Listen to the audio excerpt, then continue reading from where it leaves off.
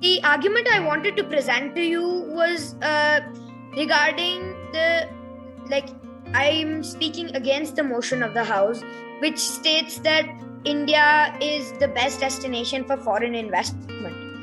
I oppose the motion of the House because the GDP, the stock market, foreign investments, every single thing from the lowest share to the highest share is going down. That is because of the coronavirus that's struck from the past year, and that's wreaked havoc all across the world.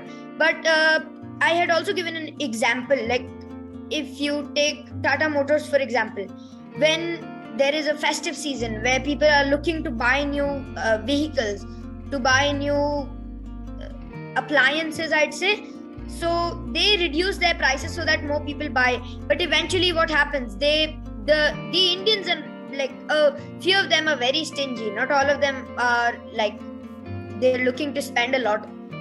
That's known all over the world about Indians. I don't want to raise controversies over this, but the companies do reduce their prices and then hike them again once the festive seasons are over, because they know that people aren't going to buy cars anymore.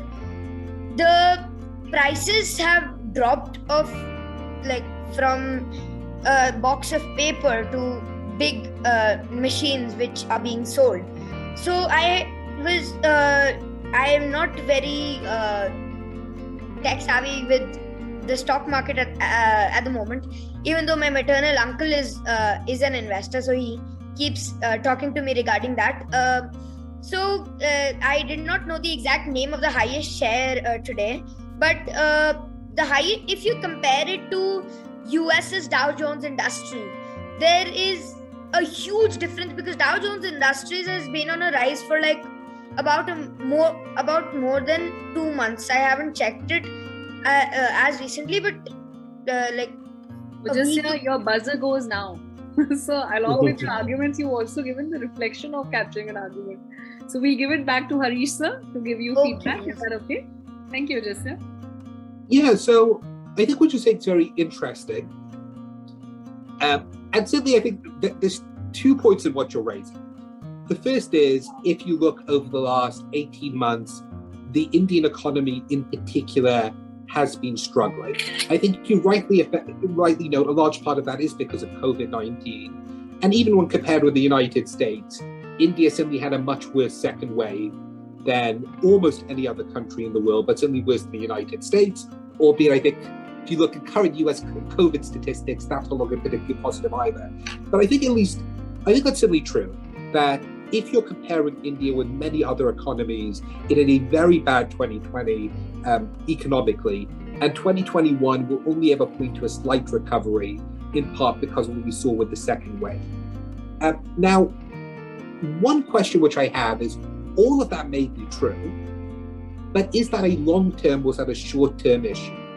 And the answer could be either.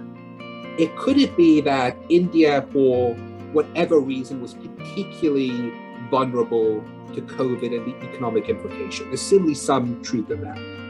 Could it also, though, be that the structure of the Indian economy has several potential flaws, which COVID is adding to, but not actually the only cause of?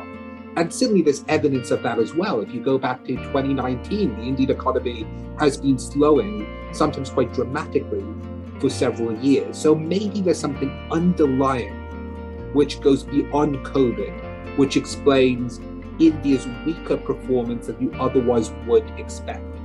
I guess from an argumentative perspective, and this isn't, the question is, what is that? And there are hundreds of potential explanations. But in some ways, that's the big challenge, which is, it's true the Indian economy hasn't been performing well. And has been performing well for probably about 4 years now. Even if you exclude the COVID-19 pandemic. Well, what is explaining it? And I think what your argument does very well is highlights that reality.